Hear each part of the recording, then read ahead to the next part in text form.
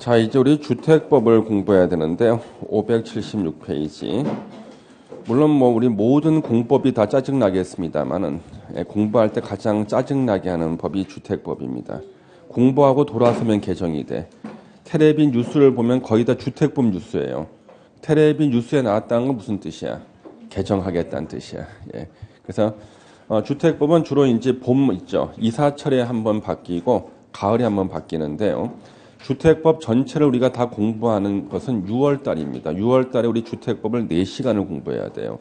그때까지 개정된 것을 추록을 만들어서 정리를 해야 되고요. 그래서 이번 달하고 다음 달까지는요. 주택법의 일부만 공부합니다. 이미 개정이 끝난 거하고 앞으로 개정이 안 될 부분 중에서 시험 나올 만한 부분이 있거든요. 그래서 주택법은 좀 요령 있게 공부하셔야 되는 게 작년에는요. 주택법이 7문제가 나오는데 7문제 나올 때 한 4문제 정도 분량되는 곳이요. 1년에 3번 바뀌었어. 평균. 자기는 한 번 바뀐 거 공부하고 두 번째 바뀐 것도 또 공부하다가 힘이 빠져서 세 번째 바뀐 걸 공부 못하고 가시는 분이 있었어요. 예.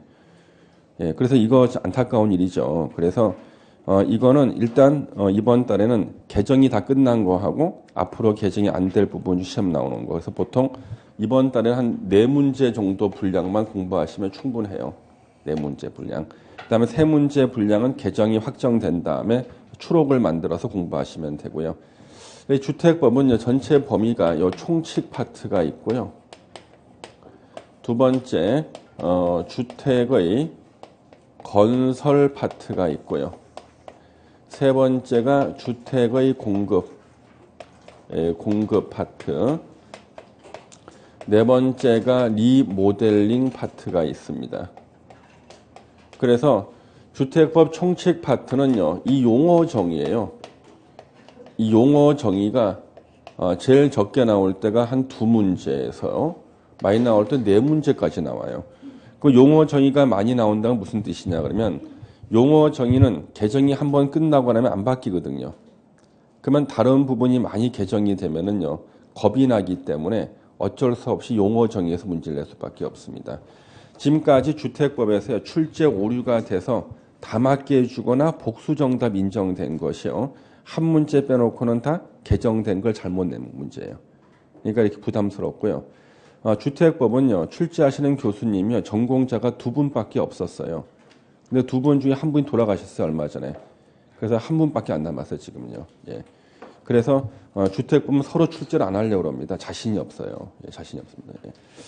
그래서 용어 정의를 외우시면 일단 최저 2개에서 최대 4개까지도 맞출 수 있어요. 보통 한 3개 맞힌다고 보시면 돼요. 주택 건설 파트에서는 사업 주체라는 게 나오는데 우리 건축법하고 비교하면은요, 건축주를 말해요. 건축법의 건축주가 주택법에서는 사업 주체예요. 사업 주체는 등록 사업 주체하고 비등록 사업 주체가 있는데요. 요거 시험에 많이 나오죠. 그 다음에 주택 조합이 있습니다. 아주 시험에 자주 나오죠. 그 다음에 사업 계획 승인이라는 게 있어요. 요 사업 계획 승인은 건축법으로 말하면 건축 허가를 말해요. 건축법의 건축 허가. 주택법에서는 사업 계획 승인. 사용 검사라는 게 있어요. 요 사용 검사가 건축법으로 말하면 사용 승인에 해당이 돼요. 사용 승인에 해당이 됩니다. 여기서 이제 하나나 2개가 나와요. 여기서 이제 하나 내지 2개가 나오고요. 2개. 그러면 이제 주로 개정이 집중되는 데가 여기 주택의 공급 파트. 아침하고 저녁이 다르고 바뀐 걸 또 바꾸는 데가 여기 주택 공급 파트입니다. 거의 다 이거요. 주택 공급 파트는요, 분양가 상한제가 있고요. 분양가 상한제. 이것도 바꾸자고 막 그러고 있죠. 예, 뉴스에 나왔죠. 그 다음에 우리 전매 금지 규정. 이것도 강화하자고 지금 개정한다고 나와 있죠. 전매 금지. 그 다음에 공급 질서, 교란 행위 금지 규정. 행위 금지. 그 다음에 저당권 설정 등의 제한. 저당권 설정 등의 제한이라는 게 있고요. 투기과열지구 뉴스에 계속 나오죠. 그 다음에 조정대상지역 작년에 만들었죠. 만들고 3번이나 개정했어요. 조정대상지역 만들고 6개월 동안 3번이나 개정을 했습니다. 예. 이런 거 주택 공급 파트 여기는 최대한 우리가요 좀 늦게 볼 거예요. 주택 공급 파트는요 개정이 좀 끝나고 나서 리모델링에는 리모델링 기본 계획이 있습니다. 리모델링 기본 계획. 그래서 예전에 주택법 공부하기 싫다는 분한테 제가 그래서 최소한 총칙의 용어라도 좀 외우라 그랬더니 한 4개 맞히더라고 그래도 용어 외우니까 용어는 일단 정확히 다 외우셔야 됩니다. 일단 가장 많이 나오니까요. 예. 자 그래서 이제 주택법 제가 칠판에 쓴 거 있잖아요. 저희 전체 주택법 부분의 3분의 1이에요. 저기서 95% 나왔어요. 기출문제가. 3분의 1이 95%다. 3분의 1이. 3분의 2가 5%. 그 다음에 저 3분의 1 중에서 여기 절반에 해당되는 주택 공급 파트는요. 일단 조금 기다려 주셔야 된다. 우리 이 앞부분만 이번에 볼 거예요. 예. 저기 576페이지 용어 정의 있죠? 여러분들이 반드시 외워야 될 부분. 가장 많이 나온단 말이죠. 용어 정의. 자, 먼저 우리 법이 주택법이니까 주택에 대한 용어는 당연히 나오겠죠. 자, 주택에 대한 정의. 세대의 구성원이 장기간 독립된 주거 생활을 할 수 있는 구조로 된 건축물의 전부나 일부 및 부속 토지를 말한다. 부속 토지는 제외한다고 시험에 나온 적도 있어요. 단독주택과 공동주택 구분하고 자, 단독주택 종류 3개, 단독, 다중, 다가구 주택. 공간은 해당 사항이 없어요. 건축법에는 공간도 단독주택에 포함됐지만 주택법은 공간은 포함 안 됩니다. 공동주택은 아파트, 연립주택, 다세대주택 3개. 기숙사는 주택법상 공동주택에 포함 안 됩니다. 자, 아파트 층수가 5개층 이상인 주택. 그러니까 주택으로 쓰는 중수가 5개층 이상인 주택을 아파트라 그래요. 연립주택과 다세대주택은 주택으로 쓰는 층수가 4개층 이하인 주택은 동일해요. 근데 동당, 건물 한 동당 바닥 면적 합계가 660제곱미터를 초과하면 연립주택, 660제곱미터 이하는 다세대 주택이 됩니다. 자, 이제 4번 준주택 체크해놓고 외워야겠죠. 주택이 아니야. 그런데 주거시설로 이용 가능한 시설인데 종류 4개가 시험에 나옵니다. 기숙사, 다중생활시설, 노인복지주택, 오피스텔 4개고 뉴스 호스텔을 틀린 지문으로 써요. 뉴스 호스텔 X. 끝에가 텔자로 끝나면 왠지 될 것처럼 보이지만 뉴스 호스텔은 준주택이 아니다. 예. 자, 국민주택의 뜻이 있죠. 둘 중에 하나에 해당하는 주택으로서 국민주택 규모 이하인 주택을 말한다. 1번 국가 등이 건설하는 주택, 국민주택이다. 4번 국가지자체의 재정이나 주택도시기금으로부터 자금을 지원받아 건설되거나 개량되는 주택을 말한다. 6번의 국민주택 규모, 시험에 자주 나옵니다. 주거전용 면적이 1호, 호라는 것은 단독주택을 세는 단위를 호라 그래요. 1세대, 세대라는 것은 공동주택을 세는 단위를 세대라 그럽니다. 그래서 단독주택 1개 또는 공동주택 1개당 85제곱미터 이하를 국민주택 규모라 그래요. 85제곱미터 25.7평을 말해요. 그래서 우리가 보통 33평형 아파트 그러면은요. 주거 전용 면적이 25.7평 이하예요. 그러면 그 차이는 어디로 갔는가? 복도 면적, 계단 면적, 주차장 면적이 흩어 들어가서 나 혼자 쓰는 면적이 주거 전용 면적 25.7평이라고요. 33평형을 분양받아도 나 혼자 쓰는 것은 25.7평 이하입니다. 그런데 시험에는 가로가 계속 나오죠. 틀린 지문으로. 수도권을 제외한 도시지역이 아닌 읍면지역. 자, 수도권 빼고 도시지역 뺀 읍면지역은 100제곱미터 이하를 국민주택 규모라고 한다. 옛날 기출문제. 국민주택 규모의 최대는 얼마인가? 1번 85 이하, 2번 100 이하. 100 이하야. 최대는 100 이하야. 그 다음에 수도권이 아니고 도시지역이 아닌 읍면지역인데 수도권인 읍면지역 하면요. 85제곱미터예요. 수도권도 아니고 도시지역도 아닌 읍면지역이 100제곱미터 이하입니다. 예. 수없이 나왔다. 넘겨주시죠. 7번에 민영주택이 나왔는데요. 아까 제가 그랬잖아요. 개정도 안 됐는데 출제 오류로 다 맞게 해준 문제가 한 문제가 있다 그랬잖아요. 그게 바로 이거예요. 민영주택이에요. 시험 문제에서 옳은 것을 찾아내놓고 민영주택이란 민간 건설회사가 건설 공급하는 주택을 말한다. 이렇게 낸 거예요. 출제위원이. 그러니까 이분은 이 문제 냈다가 퇴출됐어요. 출제위원회에서요. 왜냐하면 기본 소양이 안 된 거거든. 민영주택은 국민주택을 제외한 주택을 말해요. 전국의 주택 중에서 국민주택을 빼고 남는 것을 민영주택이라고 한다고요. 민간 건설회사가 지은 주택이 아니에요. 동네 아줌마들 붙잡고 물어보면 아마 이렇게 얘기할 거야. 그러니까 출제위원이 아주 기본이 안 돼 있었기 때문에 퇴출됐습니다. 예. 다 맞게 해줬어요. 학생들. 학생들은 당황한 거지. 이렇게 하면 안 된다고 배웠는데 이렇게 하면 안 된다는 게 정답으로 나와 있거든. 돌아버린 학생들. 예. 그런 문제 나오면 빨리 다루면 넘어가셔야 돼. 고민하지 말고. 출제 오른가 보다 하고. 자, 8번에 임대주택 보시고 토지임대부 분양주택 한번 읽어보시면 되겠네요. 자, 사업주체. 주택 건설 사업하거나 대지 조성 사업하는 사람은 사업주체라 그러고 건축법에서는 건축주라 그러죠. 자, 주택법에서는 국가지자체, 토지주택공사, 지방공사. 등록한 이게 바로 건설회사를 말해요. 등록한 주택건설사업자나 대지조성사업자, 바로 건설회사를 말한다. 4번의 그 밖의 대표가 주택조합이야. 그 밖에 바로 뭐냐면 주택조합을 말한다. 주택조합 오른쪽에 종류 3개, 지역주택조합, 직장주택조합, 리모델링 주택조합 3개가 있고요. 12번에 주택단지 있죠. 주택 부대 복리시설을 건설하거나 대지를 조성하는 일단의 대지인데요. 그러면 이 주택단지가 최근에 시험에 많이 나오는데요. 자, 주택단지가 이렇게 있는데 주택단지가 단절되는 경우가 있어 이렇게요.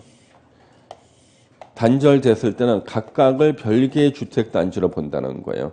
우리 주택단지 안에서는 주택하고요. 부대시설, 관리사무소, 복리시설, 단지 내 상가를 갖다가 세트로 지어야 되거든. 그러면 주택단지가 단절이 되면 각각을 별개의 주택단지로 본다는 것은 주택, 부대, 복리시설을 별도로 설치하라는 얘기예요. 근데 이게 시험에 많이 나오는 이유가 이걸 많이 쓰고 있어 실제로. 그래서 쉽게 왔다 갔다 할 수 없는 거, 철도라든가 고속도로라든가 무슨 자동차 전용 도로라든가 20m 이상 일반 도로, 8m 이상 도시계획 예정 도로 있죠. 이런 것들로 단절이 되면요. 각각 별개의 주택단지로 보겠다는 거예요. 그 왜 그럴까요? 만약에 이쪽에 주택이 있는데 이쪽에 복리시설, 상가를 따로 안 만들면 문제 생겨요. 이쪽에 주택 사는 사람이 이쪽에 있는 복리시설에 주문을 하거든요. 밤에 야식 먹겠다고 페리카나 치킨에 통닭 주문했는데 멀리서 비명소리가 한번 들리고 배달이 안 와. 다시 둘둘 치킨, 굽네 치킨 다 배달 안 온다고요. 다 여기서 이제 위로 이렇게 통닭이 날아다녀요. 자, 그래서 각각 별개로 설치하라는 게 이 규정인데 이게 왜 시험에 나오냐 그러면요. 요즘에 재개발 때문에 그래요. 재개발 사업할 때. 여기가 재개발하는 주택 단지인데요. 여기가 조합원들한테 분양하는 일반 단지, 101동, 102동 막 이렇게 있어. 여기가 임대동에 임대 아파트 201동 이렇게 있는데 도로를 설치하는데요. 이렇게 도로를 설치하거든. 그런데 일반 아파트와 임대 아파트는 같은 주택 단지 안에 설치하게 돼 있어 법적으로요. 설치를 하는데 19m로 설치해 도로 폭을. 왜? 20m 이상은 별개의 주택 단지로 보는 거니까 위반이잖아. 19m는요. 같은 주택 단지거든. 근데 우리는 지나가다 보면 전혀 별개의 주택 단지로 보이잖아요. 법적으로는 같은 주택단지야. 이렇게 하는 걸 많이 쓰고 있거든요. 그래야죠 일반 아파트 가격이 올라간다는 거예요. 이걸 많이 쓰기 때문에 요걸 물어보기 위해서 요걸 내는 거야 시험에. 우리는 1, 2, 3번까지를 외워야겠죠? 예, 시험에 계속 나오고 있다. 많이 쓰는 건 시험에 내고 있다고요. 실제로는 정비법에서 쓰고 있는데, 그렇죠? 자, 13의 부대시설하고 14의 복리시설이요. 주택법 역사상 가장 많이 나온 거야. 이거는 중요해서 많이 나왔을까요? 개정이 안 돼서 많이 나왔을까요? 개정이 안 돼서 많이 나왔어. 저기 부대시설은요. 주차장, 관리사무소, 담장, 주택단지 안의 도로, 건축 설비까지 외우시면 되고요. 뒤로 넘겨서 복리시설, 어린이 놀이터, 근린생활시설, 단지 내 상가를 말합니다. 유치원, 주민운동시설, 경로당까지 외우시면 되는데 부대시설하고 복리시설의 유일한 개정은요. 14회 공인중개사 시험을 보는 15년 전에 경로당이 원래 노인정이었거든요. 이게 경로당으로 바뀐 게 유일한 개정이야. 이게. 그러니까 얼마나 안심하고 문제를 내겠어요. 출제하시는 분이요. 예. 그래서 이걸 계속 내는 거죠. 노인정이었다가 경로당 바뀐 게 14회 공인중개사 시험 볼 때 15년 전이었습니다. 경로당. 경우에 따라서 노인도 갈 수 있다. 경로당. 이 경로당 여러분 생활하지 마십시오. 일찍 돌아가십니다. 경로당 가시는 분들. 서로 나쁜 기운을 주고받아서 악화돼서 서로. 그래서 연세 드신 분이 장수하는 방법은 젊은 사람들과 같이 사는 거예요. 예. 좋은 기운을 받고. 예. 그래 젊은 사람들과 같이 살 때는 입을 닫아야 돼. 입 닫고 지갑을 열면 돼. 근데 항상 나이 먹으면은 지갑은 닫고 입을 열거든. 그러니까 다 싫어해. 예. 젊은 사람들이. 그래서 경로당 생활하지 않는 게 우리 중개사 합격의 목표야. 예. 절대 경로 생활 안 한다. 우리는. 기반시설, 기간시설, 자, 간선시설 있죠. 주택단지 안의 기간시설을 주택단지 밖의 기간시설 연결시키는 걸 말합니다. 공구, 망치나 그런 거 아니에요. 공구는 공사 구간을 말하는데, 공구는요, 오른쪽에 2번, 공구별 세대수 보세요. 세 번째 줄에. 300세대 이상으로 해야 된다. 300세대 이상. 예. 그러면 시험 문제, 공구를 나누기 위해서 필요한 세대수는 얼마인가? 600세대. 이 시험 나왔고요. 예. 다시 580페이지 그 위에 박스 위에 문장 착공신고와 사용검사를 별도로 수행할 수 있다. 그걸 기억하는 거죠. 공구는 착공신고와 사용검사를 별도로 수행할 수 있다. 예. 19번에 세대 구분형 공동주택이 있습니다. 그래서 하나의 아파트 같은 것을요. 두 가구가 쓸 수 있게 만들어주는데 그림을 보면 더 이해가 쉬워요. 한 40평대 아파트야. 중간에 내력벽이 이렇게 있고요. 여기다가 경량구조의 경계벽이나 문을 설치하고 현관을 별도로 만들어. 부엌 별도로 만들고 이렇게 욕실 별도로 만들어. 이러면 두 가구가 살 수 있잖아요. 그런데 한 가구가 몰아쓰고 싶다. 중간에 경량구조 경계벽이나 문을 없애면 되죠. 그렇죠? 예. 여기 바로 세대 구분형 공동주택이에요. 주택 내부 공간 일부를 세대별로 구분해서 생활이 가능한 구조로 하되 그 공간 일부는 구분 소유는 할 수 없는 주택입니다. 조건 박스 안에 1번 별도 욕실 부엌 현관을 설치할 것. 연결문이나 경량구조 경계벽 설치, 전체 세대수의 3분의 1을 넘으면 안 돼. 전용 면적 합계가 역시 3분의 1을 넘어서는 안 돼. 예, 보시면 되고요. 자, 20번의 도시형 생활주택. 시험에 너무나 많이 나오죠. 자, 도시형 생활주택 밑줄 칠기 있습니다. 300세대 미만 밑줄 치시고, 이거 옛날에는 150세대 미만이었어요. 국민주택 규모 밑줄 치셔. 국민주택 규모 85제곱미터 이하로 재야 돼요. 이건 100은 안 나와요. 왜? 도시지역의 건설. 도시지역이니까 85밖에 안 나온다고요. 종류 3개. 원룸형 주택. 다음 페이지에 단지형 연립주택, 단지형 다세대 주택이 있는데 시험 문제는 원룸형 주택의 조건을 주로 많이 물어봤어요. 자, 원룸형 주택의 조건. 전용 면적 50제곱미터 이하일 것. 독립적으로 욕실 부엌을 설치할 것. 다음 페이지 동그라미 3번. 욕실하고 보일러실을 제외한 부분을 하나의 공간으로 구성할 것. 그래서 원룸이에요. 전용 면적 30제곱미터 이상일 때는 두 개의 공간으로 구성할 수 있다. 이게 바로 투룸이에요. 우리가 흔히 투룸이라 그러지만 법적으로는 원룸이에요. 원룸인데 공간만 두 개 이상 만든 겁니다. 그 다음에 지하층에는 설치하면 안 되고요. 자, 단지형 연립이나 단지형 다세대는요, 원룸으로 지으면 안 되고, 연립주택이나 다세주택인 건 맞는데, 도시형 생활주택 허가 받으면 건축위원회 심의를 거쳐서 5개 층까지 지을 수 있습니다. 원래는 4개 층이 안 돼. 5개 층까지 지을 수 있다. 동그라미 2번. 하나의 건축물에다가 일부는 도시형 생활주택을 짓고 일부는 일반 주택을 짓는 것은 금지되어 있어요. 다만 예외가 두 가지가 있다. 1번 원룸형 주택과 전용 면적 85를 초과하는 1주택을 함께 건축하는 경우. 그러면 85제곱미터를 초과하는 주택 하나는 누가 사는 주택이에요? 집주인이 산다 그랬죠. 이거는요. 예. 맨 꼭대기 층에 집주인이 사는 거 가능하다. 2번 준주거나 상업지역의 원룸형 주택과 일반 주택 함께 짓는 거 가능하다. 예. 그 다음에 3번 하나의 건축물 안에 단지형 연립과 원룸 안 돼. 단지형 다세대와 원룸 안 된다는 뜻이에요. 예. 그 다음에 에너지 절약형 보시고 건강 친화형 한번 보시고 자 장수명 주택이 작년에 신설됐어요. 자 의의는 외워놔야 돼. 구조적으로 오랫동안 유지 관리할 수 있는 내구성을 갖추고 입주자의 필요에 따라 내부 구조를 쉽게 변경할 수 있는 가변성과 수리, 용이성 등이 우수한 주택을 말한다. 외우시고 공공택지는요.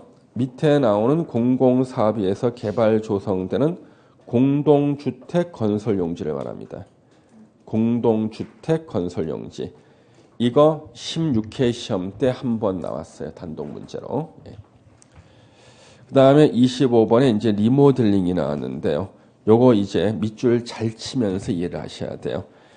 자, 건축물의 노후와 억제 기능 향상을 위한 대수선이나 증축을 리모델링 그러는데 1번 대수선 그런가 보다. 자, 2번부터 보는데요. 가로가 많을 때는요. 가로 빼고 한 번 읽고 두 번째 가로 넣어서 한 번 읽고 두 번 읽어야 돼요. 자, 2번 일단 가로 빼고 사용 검사일 또는 사용 승인로부터 15년이 경과된 공동주택을 각 세대 전용 면적 30% 이내에서 증축하는 행위는 리모델링이다. 공용 부분에 대해서는 별도로 증축할 수 있다.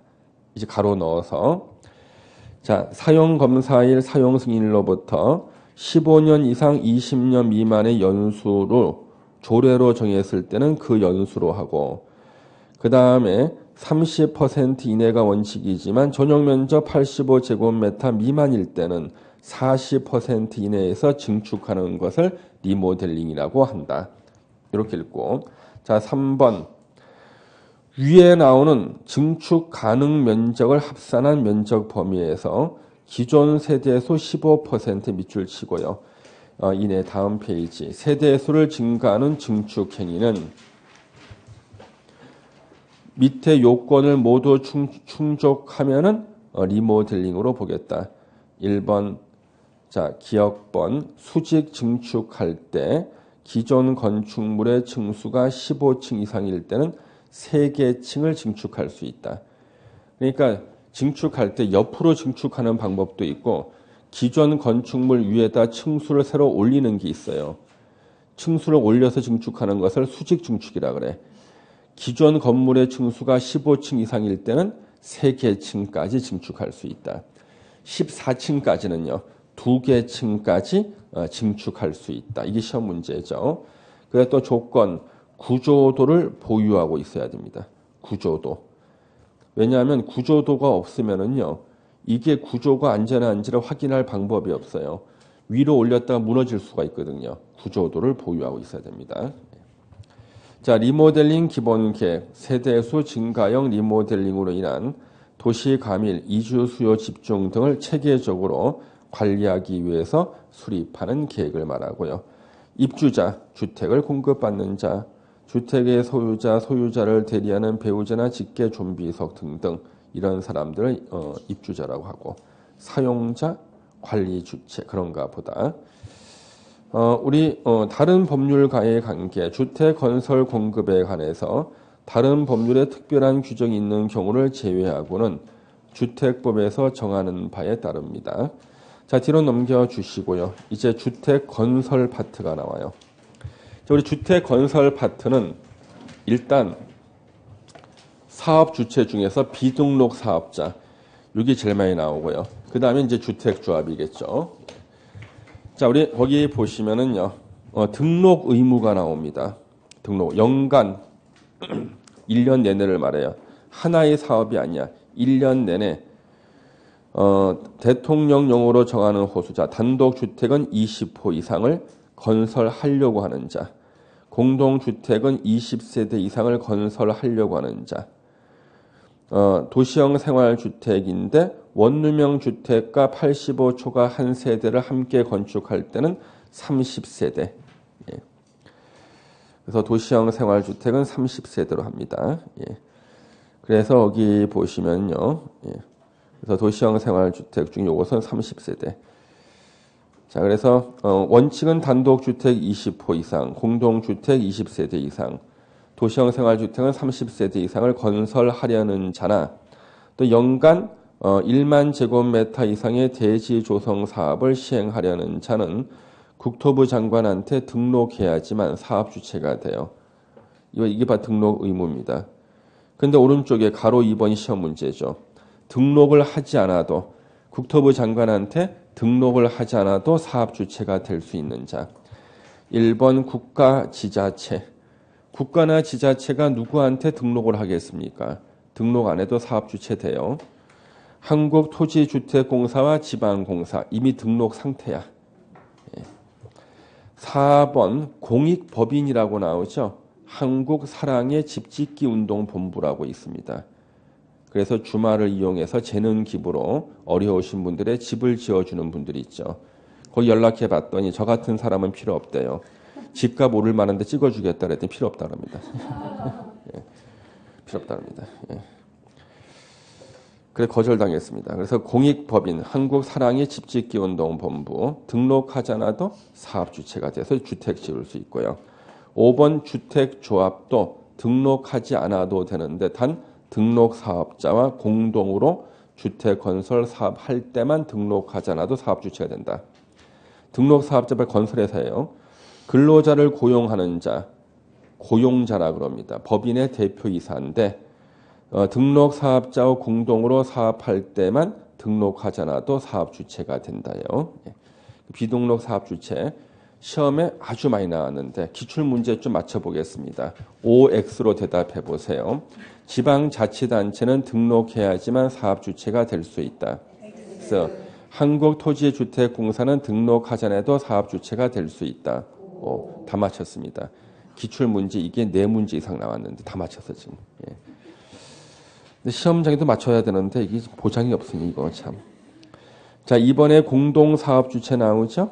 자, 토지 소유자라고 나왔는데 이 토지 소유자가 우리가 흔히 말하는 시행사예요. 시행사, 토지 소유자 주택을 건설할 때는요. 등록 사업자와 공동으로 사업을 시행할 수 있다. 이때 등록 사업자가 시공사야.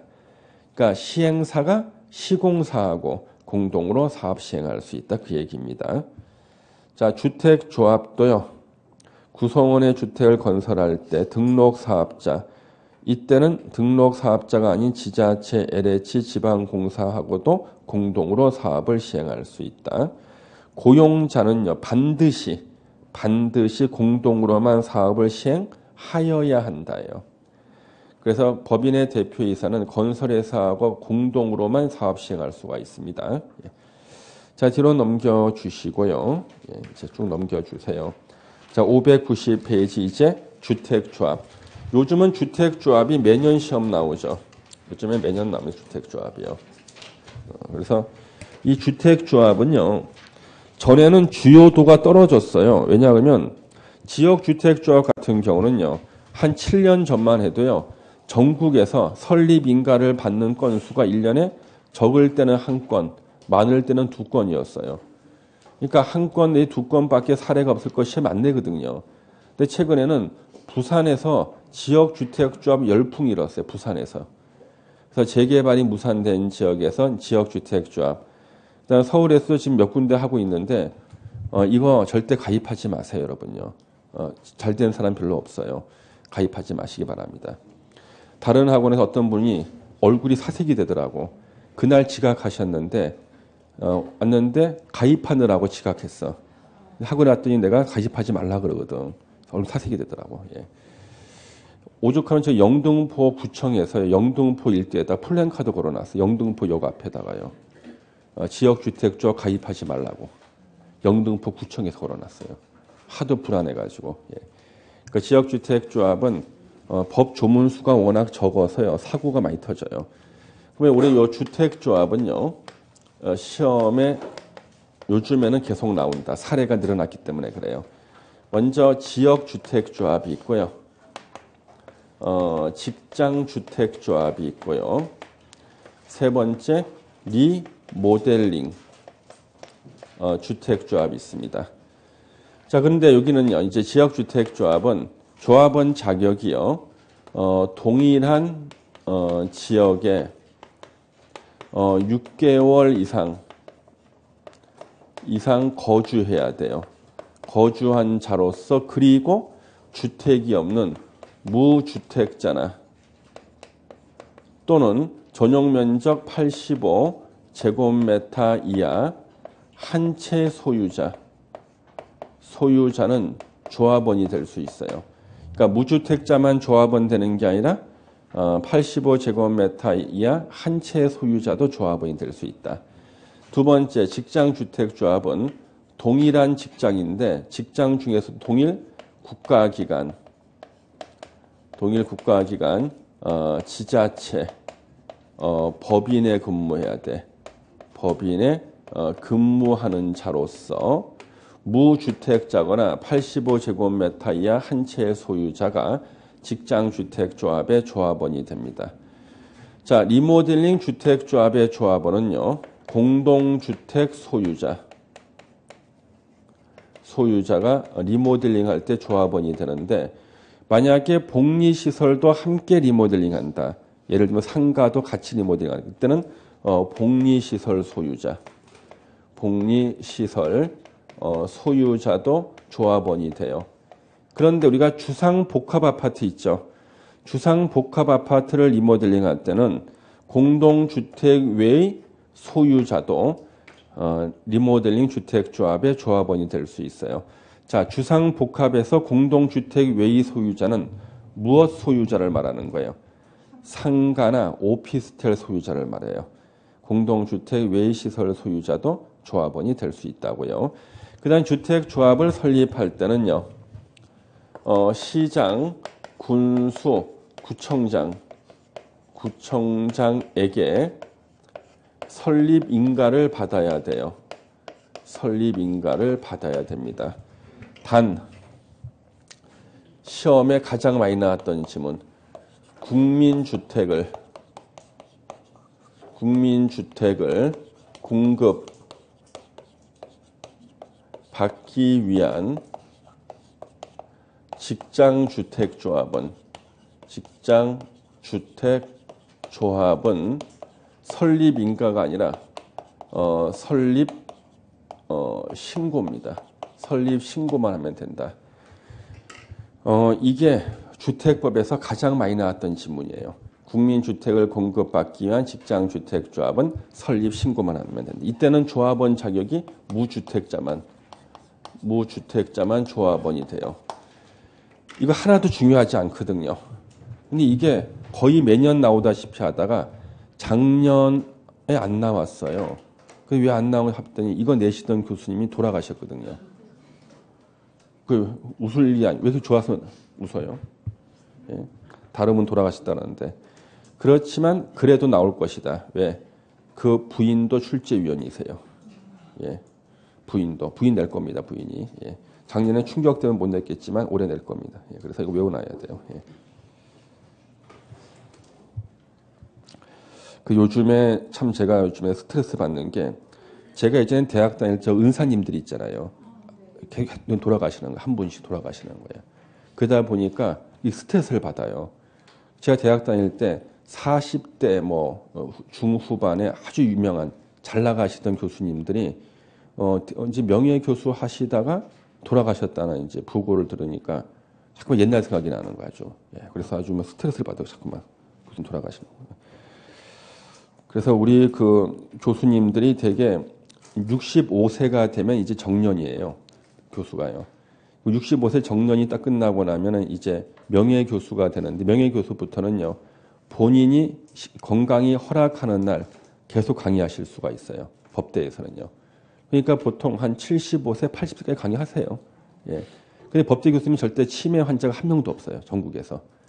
공부해 보세요. 이거 치매 걸리겠나? 그래. 법대 교수는 치매 환자가 없어요. 그래서 보통 한 80세 정도 되시잖아요. 그러면 본인이 이제는 은퇴를 하셔요. 은퇴식을 엽니다.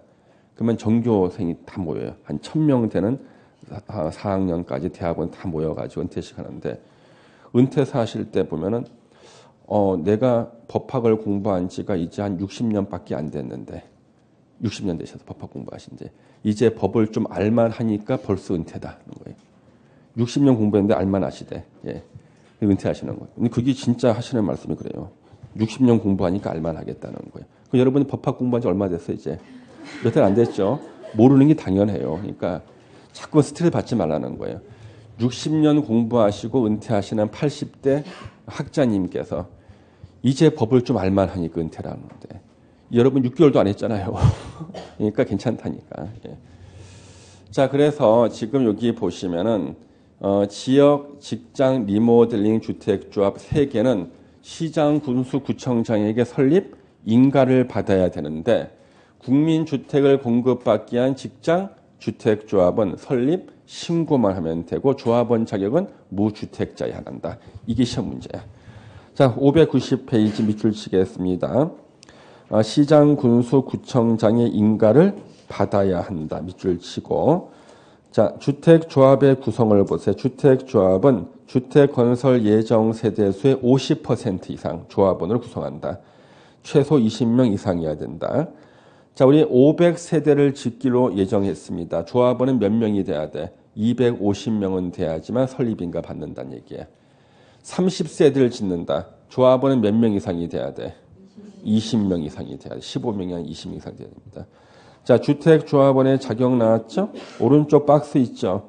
이거 제가 칠판에 다 써놨습니다. 지역, 직장, 리모델링 다 써놨어요. 왜냐하면 너무 복잡해서 읽다가 자기가 어디를 읽는지 모르는 경우가 있어요. 예. 여러분 혹시 책 읽다가 옆에 친구가 물어봤어. 너 지금 뭐 읽고 있냐 했더니 앞으로 막 넘겨서 목차를 봐야 하지 않은 분들이 있죠. 예. 이런 경우가 생겨요. 예. 그 부분만 봐서 그래요. 그 전체적인 걸 한번 이렇게 보셔야 돼요. 이렇게 자격 요건이라는 거. 그다음 가로 4번에 세대주 자격을 일시적으로 상실하는 경우 있죠. 이때에도 정당한 사유 있을 때는요. 자격이 있는 것으로 보고요. 지역하고 직장주택조합 둘에만 적용되는 게 있어요. 자, 지역하고 직장주택조합 밑줄 치고 설립인가 받은 후에는 조합원을 교체하거나 신규로 가입하게 할 수 없습니다. 예외가 있어요. 다음 페이지 2개. 예외. 예외는 박스 안에 이제 1번 보시면은요. 추가 모집 승인을 받았을 때 가능하다. 2번 사망 등의 사유로 조합원을 충원하는 경우 가능하다. 그 체크하시는 겁니다. 그 다음에 가로 6번 조합원 모집 신고하고 공개 모집 한번 읽어주시고 우리 신설됐어요. 뒤로 넘겨주시죠. 예.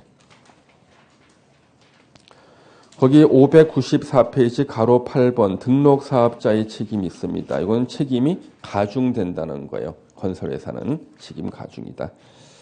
난 뒤로 쭉 넘겨주시죠. 예. 이제 600페이지에 사업계획 승인이 나와요. 그래서 자 거기 보시면은요. 박스 안에 단독주택 30호 이상 나오죠? 밑줄. 박스 안에 공동주택 30세대라고 나오죠? 밑줄. 그 단독주택 30호 이상을 한꺼번에 건설하거나 공동주택 30세대 이상을 한꺼번에 건설할 때는 사업계획 승인 받아야 돼요. 그러면 단독주택 29개, 공동주택 29개까지는 사업계획 승인 안 받고 건축 허가 받고 짓는 거예요. 그래서 30호 이상, 30세대 이상은 사업계획 승인, 주택법 적용. 29개, 뭐예요? 건축 허가다. 예. 그 다음에 밑에 가로 2번의 대지 조성 사업은 1만 제곱미터 이상의 대지 조성 사업할 때 사업계획 승인을 받는 것이다. 그걸 체크하시고요. 자, 뒤로 좀 넘겨주세요. 예. 우리가 또 어디를 또 체크하셔야 되냐 그러면은요. 예, 지금 개정될 것도 좀 빼놔야 되고 뒤로 넘겨서 이제 사용 검사를 좀 보도록 할 겁니다. 뒤로 쭉 넘겨주세요. 감리 이런 것들은 우리 시험과 상관없어요. 자, 622페이지를 보십시오. 622페이지에 사용 검사라고 나와요. 자, 동그라미 1번 보시면은요. 사업 주체는 사업계획 승인을 받아 시행하는 주택건설사업 대지조성사업을 완료하는 경우는요. 시장, 군수, 구청장의 사용 검사를 받아야 됩니다. 원칙 시장, 군수, 구청장. 예. 그 다음에 다만 공구를 분할해서 사업계획 승인을 받았을 때는요. 완공된 주택에 대해서 공구별로 사용 검사 받을 수 있고, 자, 오른쪽에 맨 위에 줄. 자, 공사가 완료된 주택에 대해서 동별로 사용 검사 받을 수가 있다 나왔죠? 예. 그 다음에 밑에 동그라미 5번 보시면 사용 검사는 신청일로부터 15일 내에 해야 된다. 15일을요 7일로 바꿔서 낸 적이 있어요. 예. 2번이나 그랬습니다. 15일이고요. 그 다음에 뒤로 넘겨주시면은 가로 3번에 임시 사용 승인 나오죠. 이게 시험에 나오는 거예요. 자, 동그라미 3번 보시면은요. 예. 사용검사권자는 신청을 받았을 때는 임시 사용 승인 대상이 주택 또는 대지가 사업계획 내용에 적합하고 사용에 지장이 없는 경우에만 임시 사용을 승인할 수 있고, 이 경우 임시 사용 승인 대상이 공동주택일 때는 밑줄 치세요. 세대별로 임시 사용 승인할 수 있다. 그 시험이 계속 나옵니다. 그래서 우리가 완공되기 전에 아파트 가니까 구경하는 집 있죠. 그게 바로 세대별로 임시 사용 승인 받고 구경하는 집을 만들어 놓은 거죠. 자, 일단 이번 달이 거기까지만 볼 겁니다. 일단 주택 공급은 빼놓으세요. 다 전면 개정될 거예요. 빼놓으시고. 잠시만 쉬었다가요. 우리 농지법 4문제 정도만 외우고 수업 마칠 겁니다. 자, 잠시 쉬었다가 농지법 보도록 하겠습니다. 예.